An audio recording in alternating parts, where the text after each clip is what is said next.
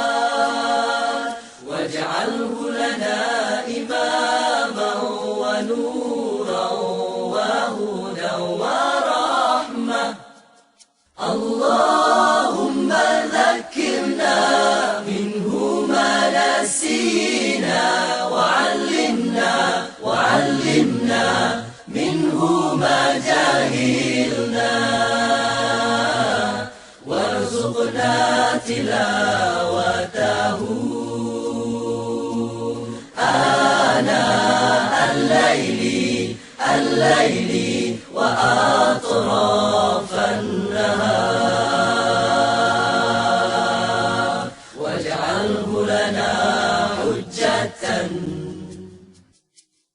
Allah rahmati kami dengan Al-Quran, jadikan ia pimpinan cahaya, petunjuk dan rahmat. Allah ingatkan kami apa yang terlupa, ajarkanlah yang tak diketahui. Rezekikan kami membacanya siang dan malam, sepanjang siang dan malam. Jadikan ia penolong kami.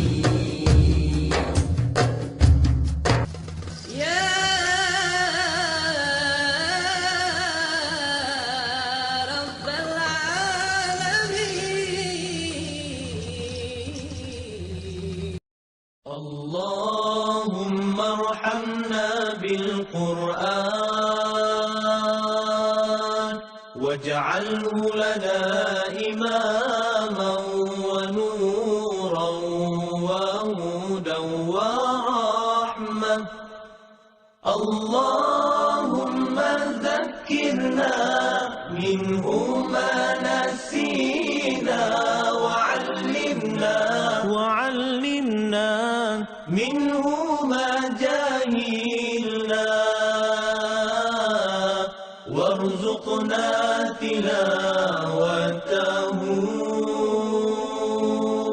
آناء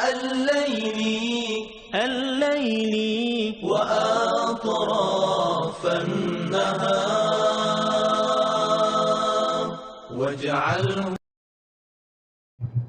Assalamualaikum warahmatullahi wabarakatuh. Bismillah, alhamdulillah, wassalatu ala rasulillah, wa la hawla wa la quwwata illa billah. Amma ba'd. Yang sama-sama kita hormati Ketua DKM Masjid Muhajirin, Ustaz Tukang Dedi Sidwan, beserta pengurus, dan juga kita hormati guru kita Ismail Kiram Kiai Haji Nur Zakaria yang terus mendukung kita. Tidak lupa juga yang kita sayang, ya, Ketua RW 13, ya. Ada ya, alhamdulillah.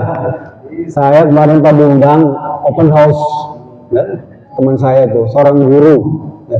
bukan PRW, jangan tarik terus, ya, kasih ampun PRW ya. Ini guru, cuma anaknya PRW. Open house, datang ke rumahnya, rupanya anaknya dari luar negeri itu datang, Pak, perempuan, pakai rok ini, aduh, saya bilang repot juga nih, pada salaman, kan, semua ngantri salaman. Jadi saya agak ragu juga tuh salaman nih, ya, pada cipika-cipik gitu, begitu dekat, sedang jangan, kita bukan muhrim nih, dia ngomong, saya juga laki-laki besar.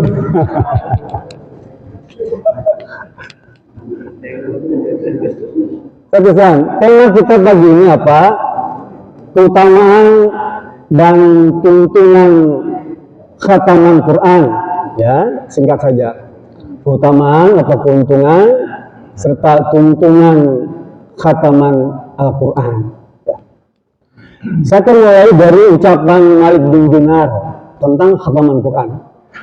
Malik bin Dinar ini bukan sahabat Nabi, dia dari kalangan tabi'in, belakangan ya, tabi'in ini. Kata dia, isyhadu khatamul Quran, hadirilah jika ada orang yang mengkhatamkan Quran. Gabunglah bersama orang-orang yang mengkhatamkan Al-Quran. Sebenarnya ada hadis yang dilakukan oleh Qatadah bin Da'amah ya.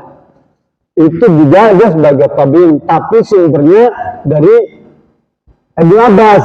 Hadis ini sebagai hadis mauquf, tidak sampai kepada Nabi ya, tapi cukup sampai sahabat Ibnu Abbas. Ya.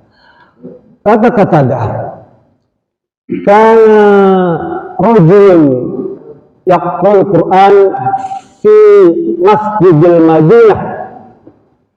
Wa kana Ibnu Abbas ya qad wada'a alaihi rasada fa in kana khatam al-Qur'an qama fatahawwala ilahi.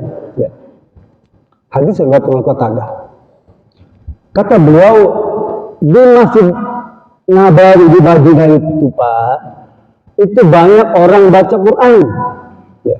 Kalau Bapak nanti ada kesempatan umroh atau haji ya, nongkrong dari pagi sampai sore itu di Masjid Nabawi, maka akan Bapak jumpai halaqah-halaqah itu, kumpulan-kumpulan orang-orang, pelajar-pelajar Indonesia ada, ya, orang-orang Arab ada, itu orang Pakistan ada, mereka bikin halaqah, kumpulan pengajian di masjid, habis sholat duhur, habis sholat subuh, terus bikin mereka. Kalau Bapak mau belajar Quran, di sana gratis Pak, di Masjid Nabawi itu ya. Belajar tajwid, belajar tahsin, tamyiz, semua ada. Belajar syariat, hukum, pokoknya banyak hal itu. Saya mengikuti kegiatan saya Papa itu satu-satu tuh, yang baca Quran, yang baca hukum itu saya pelajari sebab waktu kesempatan umroh atau haji di sana, nongkrong di masjid aja. Jadi yang belajar Quran seperti itu. Lah Ibnu Abbas ini memantau orang yang baca Quran di Masjid Nabawi sampai kata-kata dia ini wado alai rosada, kirim reserse pengintai ya, pemantau, kirim sama Ibnu Abbas ini, dia orang penting. Jadi punya pembantu, dikirim gitu, ya, suruh memantau orang yang baca Quran, ya, dipantau semua. Lah, falamma khatamul Quran, kalau ada di antara golongan tadi itu yang akan menghatamkan Quran, ya, maka Ibnu Abbas datang, Pak. Datang dan bergabung dengan rombongan yang mau menghatamkan Al-Quran. Sengaja dari dia datang cuma untuk duduk gabung bersama orang-orang yang menghatamkan Al-Quran. Dari sini kemudian ada tuntunan menghatamkan Quran. Hatam Quran tidak wajib Pak. Bapak tidak harus menghatamkan Quran, tidak wajib. Artinya apa? Kalau kita tidak menghatamkan Quran, kita tidak berdosa. Tapi sayang, kalau sampai tidak menghatamkan Quran, sayang kalau kita tidak kumpul, ya, menyaksikan orang-orang yang menghatamkan Al-Quran. Kan saya rinci betapa banyaknya hikmah, utama tuntunan Allah berikan kepada mereka-mereka yang duduk bersama orang-orang yang menghatamkan Quran. Ibnu Abbas dia tidak baca Quran, ya, cuma dia kirim pemantau aja, nggak baca Quran dia. Tapi begitu menghataman dia datang, ya. Ketepan ini jam saling, ya, datang, ya. Karena di sana ada rahmat yang Allah turunkan.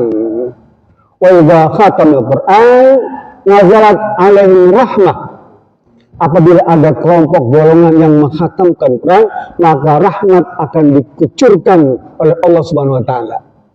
Sehingga baik doa yang kita suka baca itu ya, Allahumma arhamna bil Quran. Ya Allah, rahmat dikali dengan Al-Quran. Ya Allah, sayangi kami, kasih kami dengan sebab Al-Quran, bahagiakanlah kami dengan sebab Al-Quran.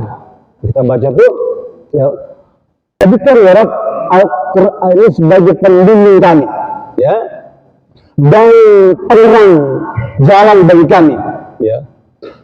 Kemudian jadikan Al-Quran sebagai petunjuk bagi kami, dan karuniakanlah kasih sayang kepada kami. Ya. Kalau kami lupa akan sesuatu, maka ingatkanlah kepada kami, ya Rabb. Kalau kami ada tidak tahu tentang ilmu, berikan kepada kami ilmu, dan curahkan rezeki pada kami. Untuk apa? Untuk senantiasa mengagungkan Al-Quran, ya. Tilawatahu itu warzukna tilawatu ala sepanjang malam, profana dan sepanjang siang hari. Wadahilangnya hujatan, dan jadikan Quran ini sebagai hujah, alasan kami taat kepada Allah, ya Rabb. Oh, hujah. Jadi itu doa yang selalu kita panjatkan kepada Allah Subhanahu, dan itu doa khatmul Quran yang kita baca tuh Pak setiap hari itu doa khatam Quran. Salah satu doa khatam Quran. Ada 5 ya. Pak Jimmy suka baca semua tuh.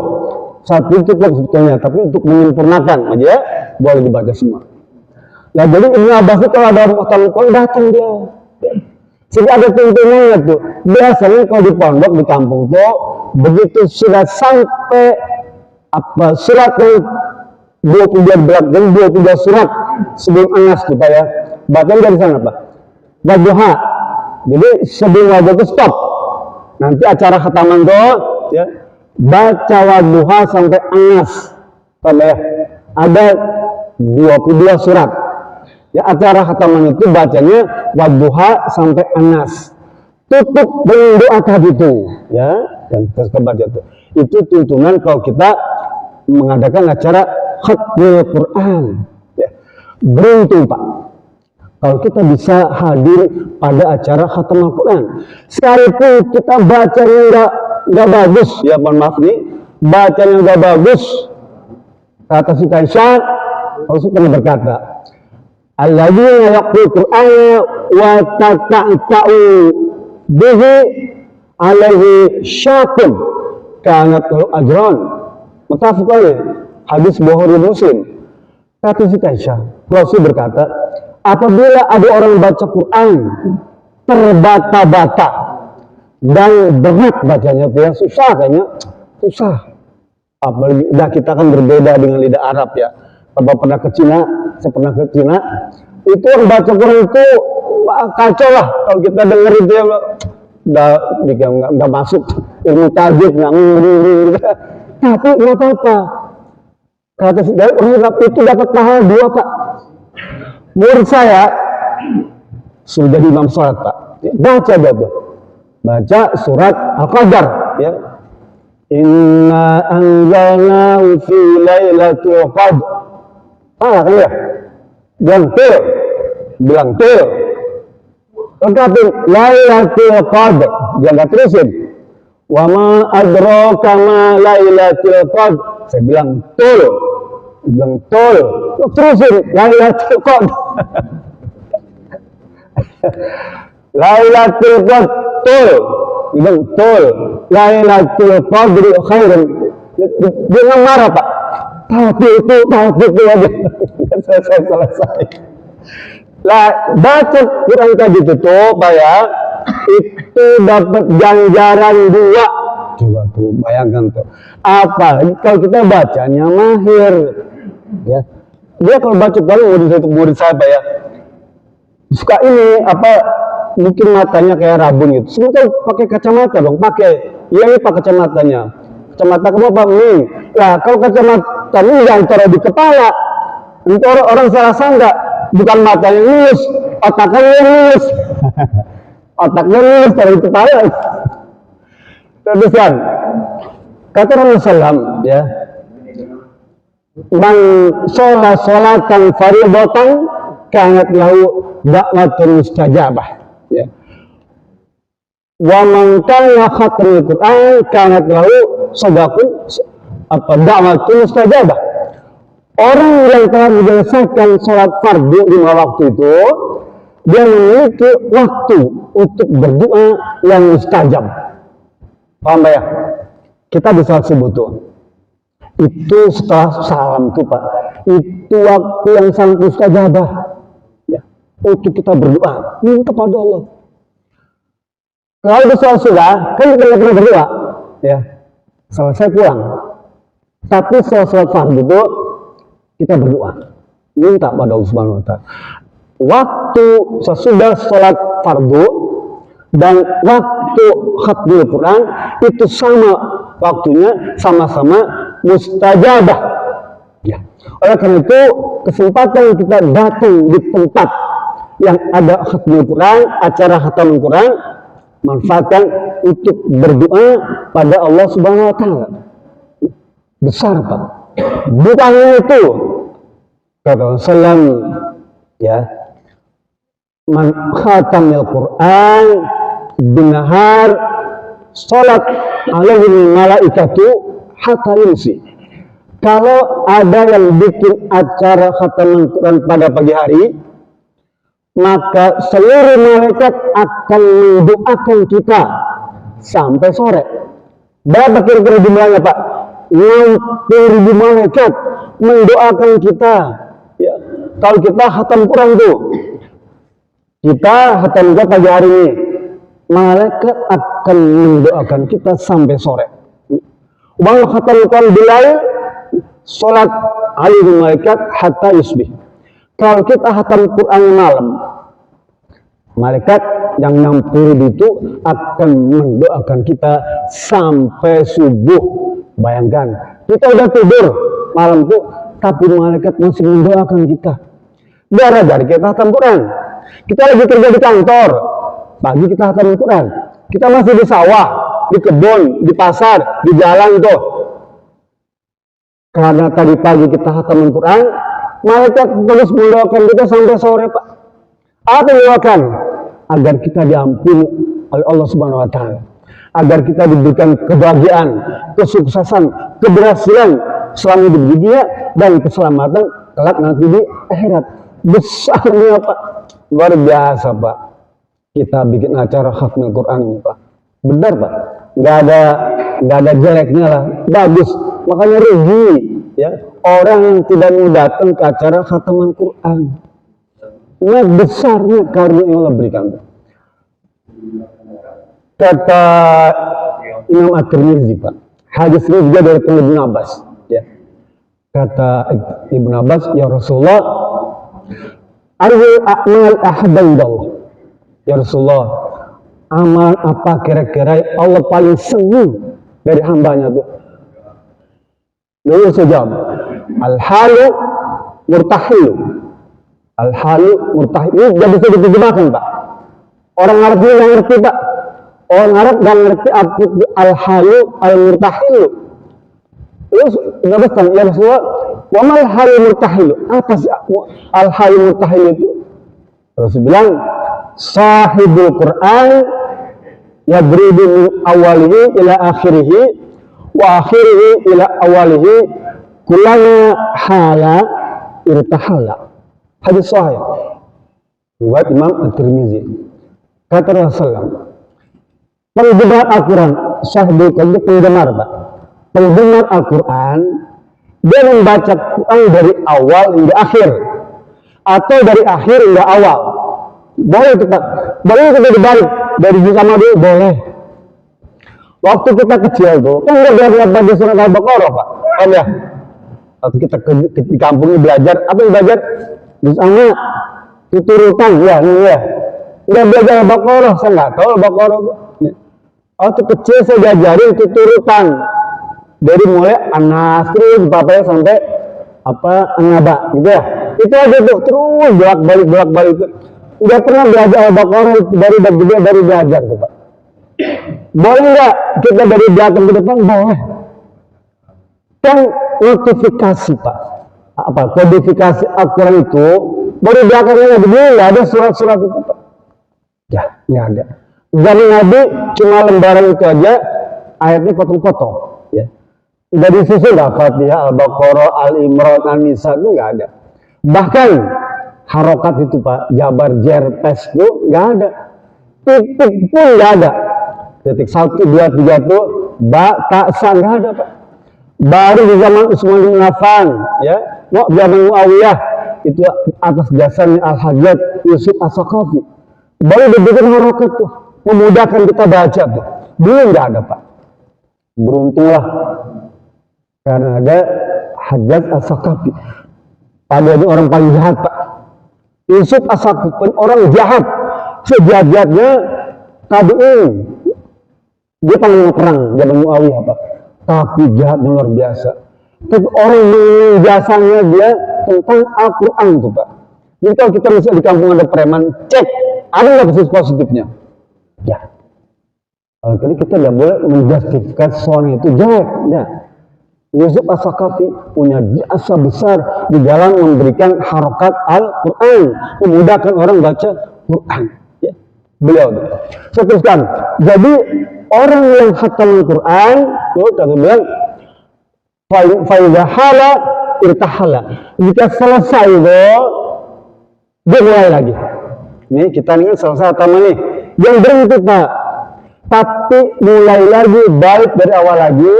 Nah itu namanya al-halu murtahilu. Selesai, balik lagi. Nah orang-orang yang golongan al-halu murtahilu ini adalah orang-orang yang paling disenangi oleh Allah Subhanahu wa Ta'ala. Rasul bilang gini, man syahida khatamul Quran, ya, faka'annama ghairi hatta tuksim. Orang yang menyaksikan khatamul Quran itu sama dengan orang yang menyaksikan pembagian harta ghanimah. Di perang ini Pak ya, perang ini kan banyak harta rampasan perang dia, macam-macam Pak. Ada kuda, onta, ya, kebun, kurma, termasuk wanita, ya, wanita termasuk ghanimah tuh rampasan perang dia. Itu dibagi Pak. Ada yang 100 onta, 100 domba, ya, 100 kuda dibagi-bagi tuh para sahabat itu ya. Apalagi baru masuk Islam dikasih yang banyak, paling banyak tuh. Orang masuk Islam itu dikasih ghanimahnya paling banyak di antara sahabat yang sudah lama, termasuk wanita. Pak Wali berapa istrinya? 4, kasih 4. Nah, gitu. Oh udah tua Pak, nggak kuat, 1 aja gitu. Yang 3 besok buat saya. Gitu, masih kuat, masih. Pantun 10, boleh. Jangan dulu Pak, ghanimah itu boleh. Ya, banyak boleh. Namanya apa?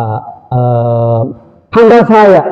Jadi para sahabat itu punya istri banyak tuh, bukan istri yang 4 kali, tapi dia punya hamba sahaya. Ya, boleh. Punya 100 boleh. Sepanjang itu hamba sahaya rampasan perang. Sekarang, mohon maaf nih orang-orang negeri sana tuh menganggap pembantu Indonesia itu jadi hamba sahaya. Bisa, maka zaman para nabi, Pak ya. Ini dijadikan selir tuh, ini penyakit juga nih, penyakit orang Islam ya. Menjadikan pembantu jadi hamba saya, udah istrinya banyak, jadikan ya. Padahal hamba saya itu terjadi kalau ada peperangan, baru ada hamba saya. Nggak bisa, saya punya pembantu 4 di rumah nih, saya jadikan istri semua, nggak boleh Pak, ya nggak bisa. Sudah bukan waktunya lagi, waktunya telah lewat. Kecuali kalau terjadi peperangan, maka wanita hamba saya boleh dinikahi oleh kita, ya. Kita nikah, sekalipun jumlahnya banyak. Jadi khatmul Quran itu adalah acara pembagian, ya, ghanimah. Ini beruntunglah oleh kita. Kita baca Quran Pak, ramai-ramai begini, enak Pak. Ya, kata Rasulullah dalam hadis apa? Quran fa inna ya'tiyal qiyamah syafa'illah sabih.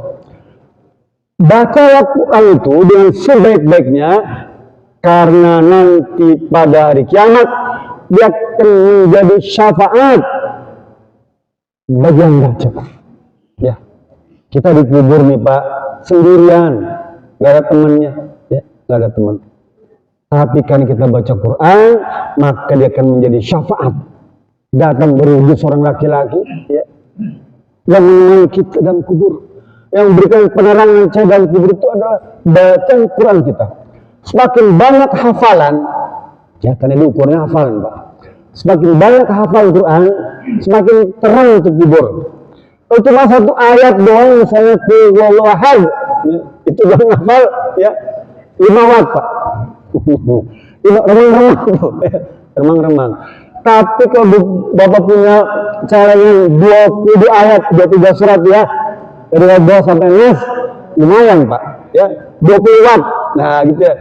Tapi kalau 6.000 yang masuk ayat hafal, 6.000 watt, bayangkan Pak. Wah, terangnya bukan 6.000 watt itu. Kalah pulang ke jalan nanti ya. Oke, itu perbanyak kalau baca hafal Quran ini Pak. Bukan cuma hafalan tapi hafalan, ya. Saya cek nih, coba sebelah kiri nih. Terusin ya, sambung ayat. Alam tara kaifa fa'ala rabbuka bi ashabil fil. Sebelah sini. Alam tara kaifa fa'ala rabbuka bi ad irama ya. Macam. Dia hafal. Satu lagi. Iza ja'a nasrullahi wal tuh. Bagus berarti. Bagaimana? Iza ja'al munafiquna qalu.